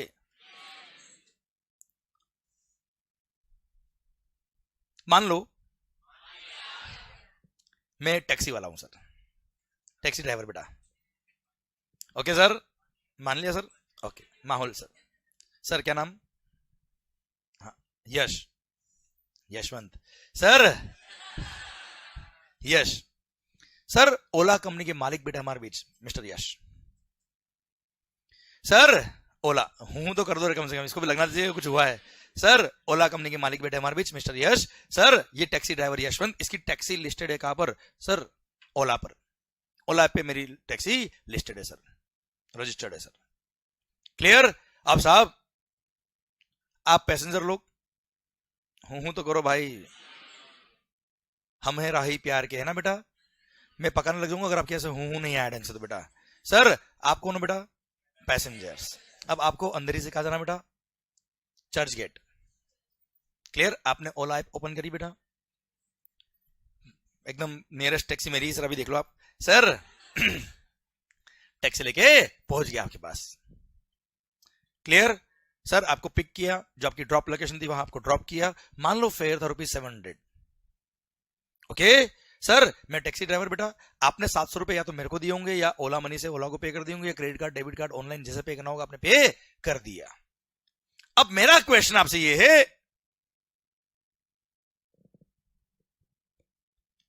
एक्चुअली ये प्रोविजन छोड़ो आप, एक्चुअली सर्विसेज आपको किसने दी, पैसेंजर को सर्विसेज एक्चुअली दी किसने, ओला ने या टैक्सी ड्राइवर ने, टैक्सी वाले ने बेटा। क्यों, ट्रांसपोर्ट ऑफ पैसेंजर की सर्विस तो मैंने दी ना यार, आपने तो केवल बुकिंग कराया है टैक्सी का, किसके थ्रू, ओला के through. Ola is the electronic commerce operator, ये वो एग्रीगेटर है जिसने आपको और मेरे को मिलाया है बेटा। This model of business is called aggregator model of business बेटा, हाँ है ना भाई, क्लियर। अब सर ऐसे केस में एक्चुअली सप्लायर टैक्सी ड्राइवर है, एक्चुअली रेसिडेंट आप लोग हो, ये तो एक इलेक्ट्रॉनिक कॉमर्स ऑपरेटर है, एग्रीगेटर है साहब। आप देखो सर, एक्चुअली सर्विस सप्लायर कौन बेटा है? टैक्सी वाला। क्या आपको इसको देख के लगता है ये टैक्स पे कर पाएगा? नहीं, मतलब क्या है सर ये बड़ा अनऑर्गेनाइज सेक्टर है बेटा, है ना। हर इंडिविजुअल टैक्सी वाले होते हैं बेटा, वो लोग जीएसटी में रजिस्ट्रेशन कराए, रिटर्न फाइल करें, कितना डिफिकल्टी होगा उनके लिए सर। इसलिए गवर्नमेंट ने ओला को बोला तू तो बड़ा आदमी भाई, for the purpose of GST you will be treated as if you are the supplier of such services and you shall be liable to pay GST. हाँ है ना भाई, क्लियर। और वहां बोल दिया कि पूरे 700 रुपए कौन टैक्स पे करेगा भाई? ओला टैक्स पे करेगा बेटा। अब भले ही वो 700 रुपए आपने मुझे दिए हो, वो 700 आपने ऑनलाइन पे किए हो, कैसे भी पे किए हो, वी डोंट केयर। एंटायर 700 के लिए Ola will be treated as if Ola is the supplier of such services बेटा। हाँ है ना भाई, क्लियर, डन। एक मिनट, रेसिपिएंट ऑफ सर्विस कौन है बेटा इसमें? पैसेंजर्स। क्या पैसेंजर टैक्स पे कर रहे हैं क्या? इसलिए इसको रिवर्स चार्ज मैकेनिज्म नहीं बोलते। This is not RCM, this is forward charge mechanism, normal FCM. और भाई नॉर्मली जीएसटी में टैक्स कौन पे करता है? सप्लायर, उसको बोलते हैं फॉरवर्ड चार्ज मैकेनिज्म। और यहां पे सप्लायर कौन है? For the purpose of GST supplier मान लिया है ईसीओ को, तो टैक्स तो कौन पे कर रहा? सप्लायर पे कर रहा। और जहां सप्लायर टैक्स पे करता है उसको क्या बोलते बेटा? क्या बोलते मालिक? Forward charge mechanism. This is not RCM. Sir दिल थाम के देखना सर, इधर ध्यान दो। सेक्शन नंबर 9 सब सेक्शन 4 में पढ़ेंगे आप, तो वहां क्या लिखा था? All the provisions of the act shall apply to the recipient as if recipient is the person liable to pay GST to the government, as if he is the 9(3) पढ़ना तो बेटा। All provisions of the act shall apply on the recipient as if he is the person liable to pay GST to the government. 9(5) पढ़ना तो बेटा। ECO shall be treated as if eco is the supplier of such services. मतलब 9(3) और 9(4) में तो केवल उसको एक काम दिया कि you will be treated the person who is liable to pay tax, उसको सप्लायर नहीं बोला। हाँ है ना, उसको एक काम दिया कि तेरे को टैक्स पे करना है और तू रेसिपिएंट टैक्स पे कर रहा है, इसलिए रिवर्स चार्ज मैकेनिज्म बोलते बेटा। पर ईसीओ को तो पूरा का पूरा सप्लायर बना दिया। ईसीओ को क्या मानेंगे बेटा? सप्लायर है वो, क्लियर। और जो प्रोविजन सप्लायर पे लगते हैं वो सब उस पे भी लगेंगे बच्चों, क्लियर, पक्का, डन। और हाँ, 8% देयर आर ओनली 4 सर्विसेज। कितनी बेटा? वो कौन कौन सी, वो मैं अभी आपको नहीं पढ़ा रहा। ये सेक्शन 9(3), 9(4), 9(5 ये तीनों में एक साथ पढ़ेंगे। कहां? चैप्टर नंबर 7 के अंदर डिटेल के अंदर बात करेंगे, पर मैक्सिमम मैंने कॉन्सेप्ट आपको समझा दिया बेटा इसका, क्लियर बच्चों। Swiggy is also one of the point, है ना। goibibo.com, makeMyTrip.com is also covered here, hotel accommodation. And urbancompany.in, urban company ना, अर्बन कैब जिसका नाम था बेटा मेरा, है ना, हाउस कीपिंग सर्विसेज। ये 4 सर्विसेज यहाँ नोटिफाइड है, डिटेल में बात करेंगे वहां बाद में हम। पर हाँ, केवल सर्विसेज बेटा यहाँ पे, और वो भी सारी नहीं, केवल 4 नोटिफाइड सर्विसेज। हाँ है ना बच्चों, क्लियर, पक्का, माहौल, डन। सर ये सेक्शन 9(5) भी खत्म होता है। अब आई होप पॉइंट समझ में आ रहा है आपको। अरे यस या नो? पक्का बच्चों, ये सेक्शन 9 खत्म होता है। अब ये पूरा सेक्शन 9 खत्म हो गया सर। अब ध्यान मेरी तरफ पूरा सर आपका, ये था पूरा charging section, section 9। Sub section 1 में रिपीट कर रहा हूं सर, ध्यान देना बच्चों। CGST shall be levied on intrastate supply of goods or service or both except alcohol liquor for human consumption at the rate notified by the government to be at the rate notified by the government on the recommendation of the GST council, but not more than 20% of what value of such goods or service or both, and it shall be payable by a, याद आ गया ना word, clear. Taxable person का meaning याद आ रहा है बेटा आपको? ठीक है सर। सेक्शन नंबर 9(2) बोलता है क्या सर? 5 गुड्स, पेट्रोलियम गुड्स याद आया बेटा? 5, petroleum crude, high speed diesel, motor spirit common known as petrol, aviation turbine fuel और नेचुरल गैस। ये 5 गुड्स ऐसी जिसपे जीएसटी लगेगा, but from a date to be notified by the government on the recommendation of the GST council, जब तक notify नहीं हुआ। तो 6 गुड्स हो गए जिसपे जीएसटी नहीं लगता है, लेवी नहीं होता है बेटा। कौन कौन सी? Alcohol liquor for human consumption और ये 5 गुड्स पेट्रोल वाली बेटा, क्लियर। घूम लो और झूम लो। सर सेक्शन 9(3) आरसीएम बेटा, क्लियर। रेसिपिएंट लायबल होगा नोटिफाइड गुड्स और सर्विस और बोथ के लिए बेटा। Clear sir. सेक्शन 9(4) बिल्डर के केस में बेटा रिवर्स चार्ज लगेगा अगर उसने अनरजिस्टर्ड से परचेज किया नोटिफाइड गुड्स और सर्विस और बोथ बेटा। Clear. Section 9(5) ECO Ola Uber वगैरह केस में बोल दिया क्या, Ola Uber will be treated as if they are the supplier of such services, और केवल 4 सर्विसेज नोटिफाइड है सर, गुड्स नोटिफाइड नहीं है। अमेजन की बात नहीं कर रहा मैं आपसे बेटा, फ्लिपकार्ट की बात नहीं कर रहा मैं आपसे, मीशो की बात नहीं कर रहा मैं आपसे बेटा। Clear sir. अगर वो 4 नोटिफाइड सर्विसेज ये लोग सप्लाई करेंगे तो कवर हो जाएंगे, वरना कवर नहीं होंगे। हाँ है ना भाई, डन सर। ये सेक्शन नंबर 9 खत्म होता है। अब सुनो बेटा, जो सेक्शन नंबर 9 था सीजीएसटी एक्ट का, वही सेक्शन नंबर 5 है आईजीएसटी एक्ट का। देखना ध्यान से, सेक्शन नंबर 5 सबसेक्शन 1। ओ भाई इधर उधर मत देखो बेटा, 1 मिनट खत्म हो रहा है sir. IGST act interstate supply पे क्या लगता है भाई, आईजीएसटी का सेक्शन नंबर 5 सबसेक्शन 1 क्या कहेगा, IGST shall be levied on interstate supply of what except दारू, हाँ है ना, at the rate notified by the government on the recommendation of the GST council but not more than 40%, हाँ है ना। IGST बेटा सीजीएसटी प्लस एसजीएसटी 40% होगा बेटा। Clear. And it shall be payable by a taxable person. खत्म। एक proviso और दे रखा है पे, और प्रोवाइजो में बोला क्या, अगर कोई गुड्स आप इंपोर्ट करते हो, क्या करते हो बेटा आप, गुड्स इंपोर्ट करते हो तो जब कस्टम लगता है ना बेटा, उस पे साथ में आईजीएसटी भी लगेगा बेटा। ठीक है, और वो पॉइंट में पढ़ाऊंगा कस्टम पढ़ते हुए बेटा आपको। ओके बच्चों, पर एक गुड्स ऐसा है बच्चों जिसके इंपोर्ट पर कस्टम्स नहीं लगेगा पर आईजीएसटी लगेगा, और वो गुड्स इस बार गवर्नमेंट नोटिफाई कर दिया, ऑनलाइन मनी गेमिंग। जंगली रमी पे आओ ना महाराज सरकार। सर आपने ऑनलाइन जो ये गेमिंग एप्लीकेशन देखी होगी, जैसे रमी सर्कल हो गया, 3 पत्ती हो गया, याद आ रहा होगा। हाँ सर आपको कैसे पता, अरे सब पता है भाई साहब। सर पॉइंट ये है कि गवर्नमेंट ने बोल दिया कि sir for the purpose of GST, हम आगे पढ़ेंगे डिटेल में पढ़ेंगे इस पॉइंट को, इस टॉपिक को। सर एक्शनेबल क्लेम्स गुड्स की डेफिनेशन में आते हैं अंडर जीएसटी। क्लियर। और एक्शनेबल क्लेम में ऑनलाइन मनी गेमिंग भी आता है। तो सर अगर आपने online money gaming out of India से इंडिया में इंपोर्ट किया, मतलब वेबसाइट थी आउट ऑफ इंडिया की और इंडिया वाले यहां बैठ के जुआ खेल रहे हैं, ऑनलाइन मनी गेमिंग खेल रहे हैं साहब, तो एक तरह से for the purpose of GST वो इंपोर्ट ऑफ गुड्स हो गया बेटा एक तरह से, क्योंकि वो गुड्स की डेफिनेशन में आता है और उस पर आईजीएसटी लगेगा। पर for the purpose of customs act actually तो गुड्स नहीं ना यार, इसलिए कस्टम नहीं लगता। इसलिए यहां पर गवर्नमेंट ने क्या किया, सेक्शन नंबर 5 सबसेक्शन 1 के प्रोविजन में लिखा इंपोर्ट ऑफ गुड्स पे कस्टम लगेगा और कस्टम के साथ में आईजीएसटी लगेगा, पर एक्सेप्ट वो गुड्स जो गवर्नमेंट नोटिफाई कर दे on the recommendation of the GST council. और नोटिफाई कर दिया एक गुड्स को, उस गुड्स का नाम क्या है, online money gaming.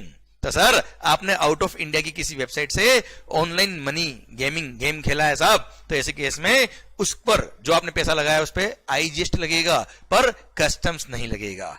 Clear, done. मैंने आपको बुक के अंदर भी ये दे दिया आपको पॉइंट, पर हाँ आपको पॉइंट समझ में आया बेटा ये। तो कुल मिला के अच्छा, डोमेस्टिक मार्केट की इंडिया की वेबसाइट से अगर आपने ऑनलाइन मनी गेमिंग खेला है तो उस पर जीएसटी है ही है, वो हम आगे जाके पढ़ने वाले हैं बेटा।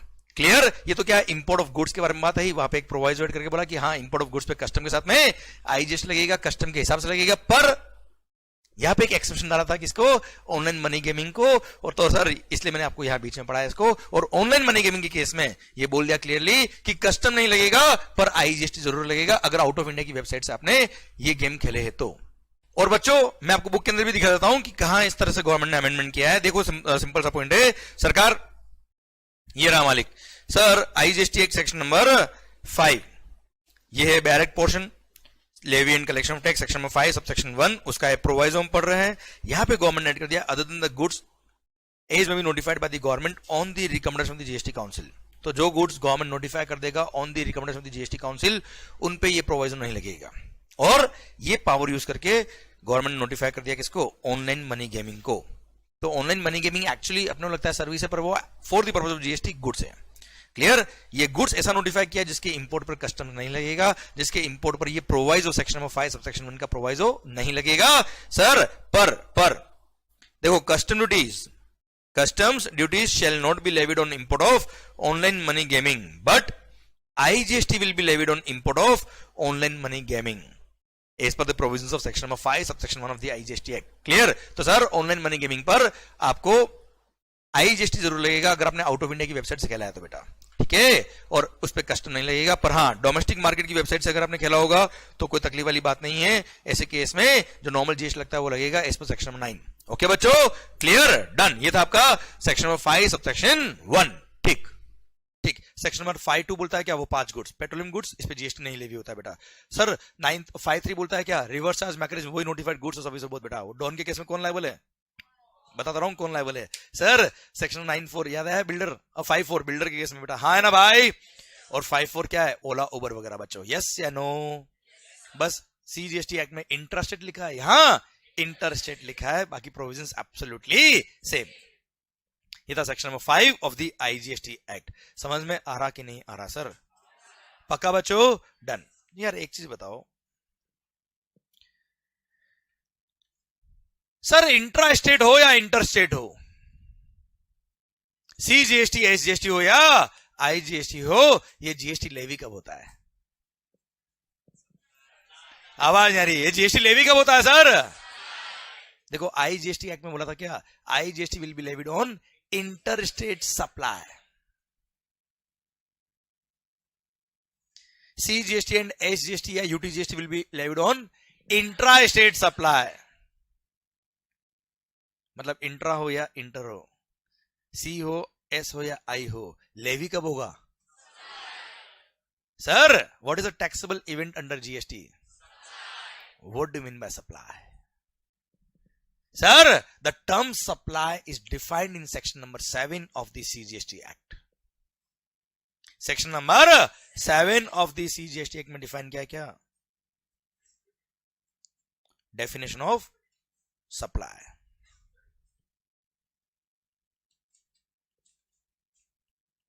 ओ भाई सेक्शन नंबर 7, एक मिनट,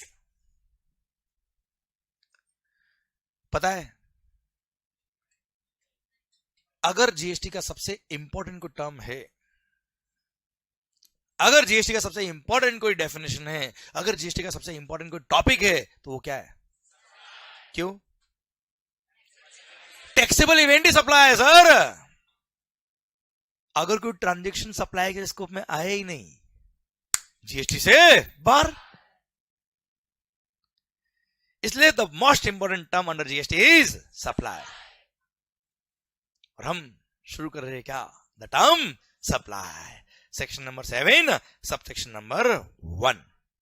पता क्या कहता है बेटा,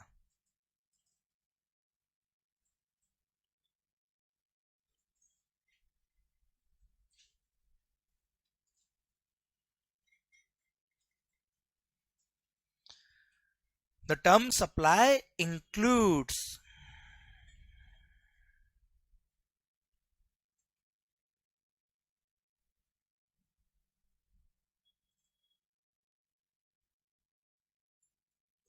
फिर सेक्शन नंबर 7 सबसेक्शन 1A आएगा, फिर सेक्शन नंबर 7 सबसेक्शन 2 आएगा, उसमें क्लोज नंबर A और क्लोज नंबर B आएगा, फिर सबसेक्शन नंबर 3 आएगा, उसमें क्लोज नंबर A और क्लोज नंबर B आएगा, फिर जाके क्या आएगा, फुल स्टॉप।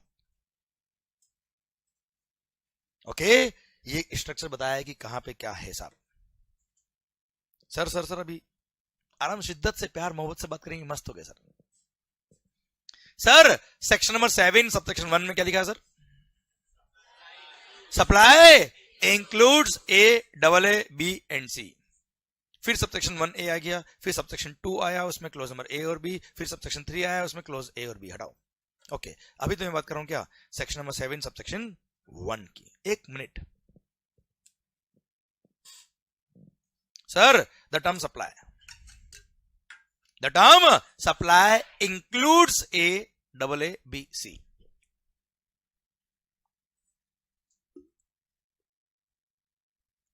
इसका मतलब क्या है, इसका मतलब क्या है sir, A, B, C, D में क्या लिखा है पढ़ लेंगे बाद में हम।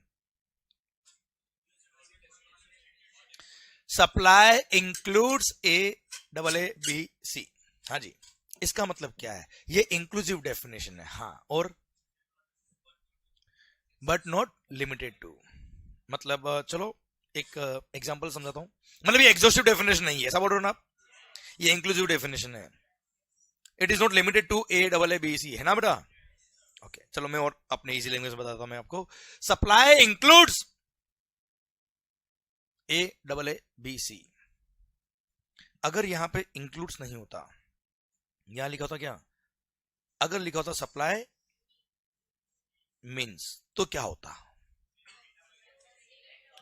सप्लाई मीन्स AABC, बात खत्म। माई लाइफ मीन्स यू, मतलब तुम ही हो। माई लाइफ इंक्लूड्स यू, छपाक तुम भी हो समझ रहे मेरी बात sir, my life includes you मतलब तुम भी हो, हाँ है ना, और माई लाइफ मीन्स यू मतलब तुम ही हो। ये फ्लर्ट है बेटा, सच्चा प्यार, ये इंक्लूसिव एग्जॉस्टिव नहीं है, समझ रहे बेटा। It includes ABC, not limited to, है ना बेटा, आपने बोला ना बेटा, माई लाइफ इंक्लूड्स यू मतलब नॉट लिमिटेड टू दिस, है ना, और भी कुछ हो सकता है सर, है ना। बहुत बढ़िया बेटा, बहुत बढ़िया, शानदार सर। यहां तक बात समझ में आ रही है बेटा आपको, मतलब sir law makers are so smart, so smart. इन्होंने पता है जब हम AABC पढ़ लेंगे ना बेटा, तो आपको एहसास होगा कि सब कुछ कवर कर लिया बेटा, एवरीथिंग इज कवर्ड। देखो बेटा, एक्साइज, सर्विस टैक्स, वेट, और न जाने कौन कौन से टैक्सेस मर्ज हुए जीएसटी के अंदर बेटा। और कोई भी ट्रांजैक्शन अगर गलती से भी लेवी के स्कोप से बाहर निकल गया, जब लेवी नहीं हुआ लायबिलिटी तो आएगी नहीं सर, जब लायबिलिटी नहीं आई पेमेंट की बात आएगी नहीं, और अगर पेमेंट की बात नहीं आ रही तो रिकवरी की बात तो आती ही नहीं सर। इसलिए सबसे इंपॉर्टेंट क्या है, लेवी, और जीएसटी लेवी कब होता है साहब, सप्लाई, हाँ ना मालिक। इसलिए सर आप ध्यान से पढ़ेंगे तो clause number A AA B और C में सब कुछ कवर किया, फिर भी इन्होंने ऊपर क्या लिखा, to be on a safer side, clear, to be on a safer side इन्होंने सर इंक्लूड्स लिखा ऊपर बेटा। समझ में आया पॉइंट आपको, क्लियर सर। आइए क्लॉज नंबर A की तरफ बात करते हैं हम बेटा। Supply includes, supply includes sir ये पढ़ने से पहले मेरे को अभी अभी बोला था मैंने कि सर जीएसटी जब से आया तब से पता नहीं कौन कौन से टैक्सेस मर्ज हुए, है ना भाई। तो एक बार पहले मेरे को लिस्ट ऑफ टैक्सेस बनाने, कौन कौन से टैक्सेस मर्ज हुए सर। कल वो वक्त कम था तो मैंने आपको वो लिस्ट बताना था, मेरे को बता देता हूं आपको भी, देखिए सर, हा ये रहा सर, आपके चैप्टर 1 में दे रखा मैंने ये point, taxes subsumed in GST. अभी सप्लाई का डेफिनेशन 2 मिनट बाद पढ़ेंगे सर, एक बार ये लिस्ट देख लेते सर हम। सर द टर्म, अच्छा आप वहां देख भी लोगे सर, कुछ नहीं होने वाला, इधर ध्यान दो sir. Sir taxes subsumed in GST chapter 1 में दे रखा मैंने आपको बेटा। Central levies subsumed in GST, कौन कौन से सेंट्रल गवर्नमेंट के टैक्सेस मर्ज हुए, central excise duty and additional excise duty बेटा। कुछ गुड्स पे एडिशनल एक्साइज ड्यूटी भी लगता था, वो सब मर्ज हो गया बेटा। Excise duty under medicinal and toilet preparations act, sir ये भी मर्ज हो गया। अच्छा पहले इन एक्ट में क्या क्या लगता था, कैसे लगता था, वो पढ़ना है क्या आपने को, केवल नाम ध्यान रखना है sir, okay. Service tax, CVD and special CVD क्या था sir, countervailing duty and special countervailing duty, ये कस्टम में लगता था सर। अच्छा कस्टम ड्यूटी मर्ज नहीं हुआ है, ये कस्टम की वो एडिशनल ड्यूटी जो एक्साइज के बराबर थी, वेट के बराबर थी बेटा, वो मर्ज हो गई जीएसटी के अंदर। और सर ध्यान देना बेटा, कस्टम मर्ज नहीं हुआ बच्चों। देन सेंट्रल सेल्स टैक्स आता है सीएसटी बेटा, and surcharges and cesses in so far they relate to supply of goods and services, ये सेंट्रल गवर्नमेंट के वो टैक्सेस जो मर्ज हो गए बेटा। अब स्टेट गवर्नमेंट के क्या टैक्सेस मर्ज हुए, first state surcharges and cesses in so far as they relate to supply of goods और सर्विस और बोथ, जो भी सप्लाई ऑफ गुड्स और सर्विस और बोथ से रिलेटेड सेस और सरचार्ज थे वो मर्ज हो गए। Then entertainment tax except those levied by local bodies sir.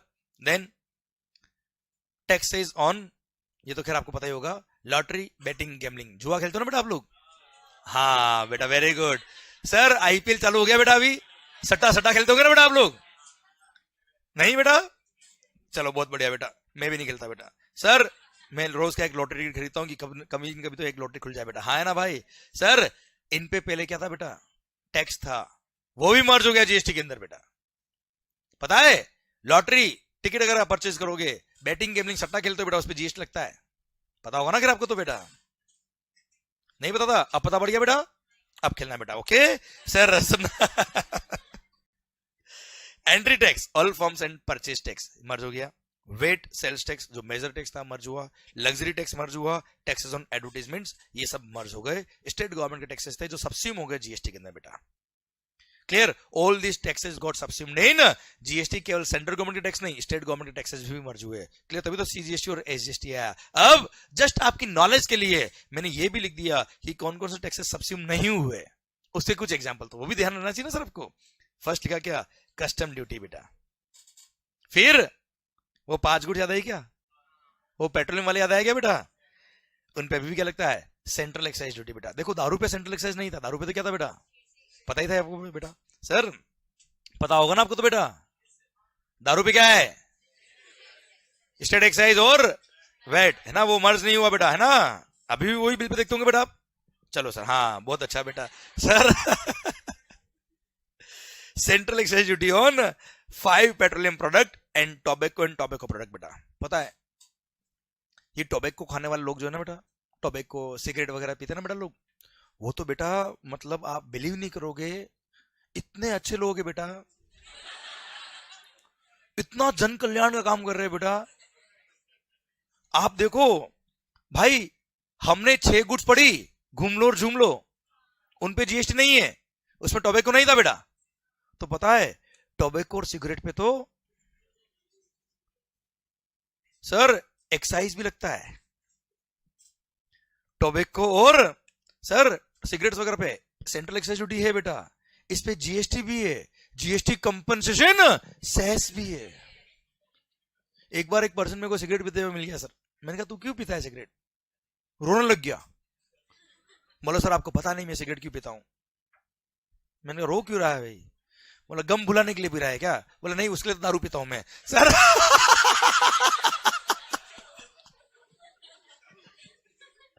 मैंने कहा फिर सिगरेट क्यों पी रहा है, साहब देश के लिए फंड कलेक्ट कर रहा हूं।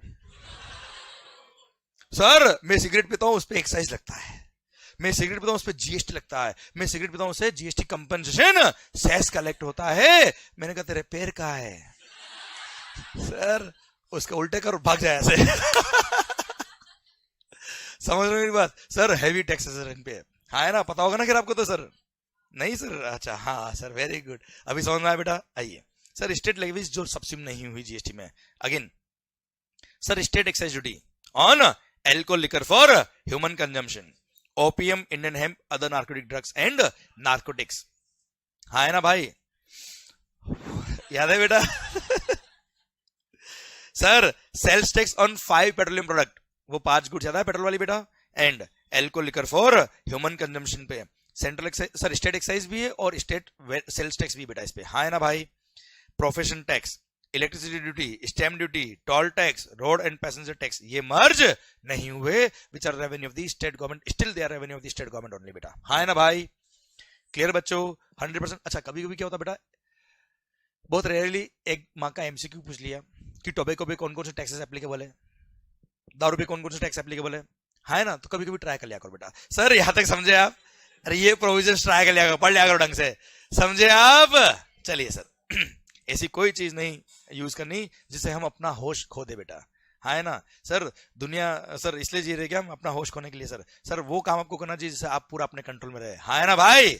ऐसा बोलने से थोड़ा अच्छा लगता है बेटा। ओके सर, ये टैक्सेस कौन कौन सब्सिडी में समझ में आया बेटा आपको पॉइंट, मतलब तंबाकू पर, टोबैको पे सर सेंट्रल एक्साइज ड्यूटी है बेटा, जीएसटी और जीएसटी कंपनसेशन सेस है, दारू पर स्टेट एक्साइज है, वेट सेल्स टैक्स है बेटा, हाँ है ना भाई। क्लियर, पक्का, ठीक सर। तो ओके सर, ये टैक्सेस कौन कौन सब्सिडी में वो हमने बात कर ली। आओ बच्चों, सर हम बात करते क्या, सप्लाई, द टर्म सप्लाई। अब देखो बेटा सर, इतने सारे टैक्सेस सब्सिडी में हुए जीएसटी में, समझना ये मैंने क्यों पढ़ाया बीच में आपको, इतने सारे टैक्सेस सब्सिडी में हुए जीएसटी में, और कोई भी ट्रांजेक्शन अगर सप्लाई के स्कोप से बाहर निकल जाए तो गवर्नमेंट को लॉस हो जाएगा ना, रेवेन्यू को यार, इसलिए सप्लाई इंक्लूड्स लिखा। इतने सारे टैक्सेस सब्सिडी में हुए जीएसटी के अंदर, और कोई भी सर रेवेन्यू गवर्नमेंट का लूज नहीं होना चाहिए। सर टैक्सेस मर्ज किए, सर टैक्सेस खत्म नहीं किए गवर्नमेंट ने, ऐसा नहीं जीएसटी आ रहा तो ठीक है इस पर टैक्स मत लगाओ, ऐसा नहीं है। टैक्सेस मर्ज हुए, सब्स्यूम हुए जीएसटी के अंदर, सो दैट सिंप्लीफाइड टैक्स बन पाए हिंदुस्तान के अंदर। पर सर इसका मतलब ये नहीं था कि रेवेन्यू लॉस करना है, इसलिए गवर्नमेंट ने सप्लाई का डेफिनेशन बनाते वक्त बहुत ही ध्यान रखा है और शिद्दत के साथ इन्होंने clause number A, double A, B और सी ड्राफ्ट किया है, सो दैट कोई भी ट्रांजेक्शन सप्लाई के स्कोप से बाहर नहीं निकल पाए और सब कुछ सप्लाई इंक्लूड्स में कवर हो पाए बेटा। और फिर भी अगर नहीं आए तो भी सप्लाई इंक्लूड्स लिखा ही ऊपर बेटा, हाँ है ना। अब सप्लाई इंक्लूड्स में क्या लिखा है, clause number A, double A, B और सी में क्या लिखा है, ये हम पढ़ लेंगे ब्रेक के बाद। माहौल सर।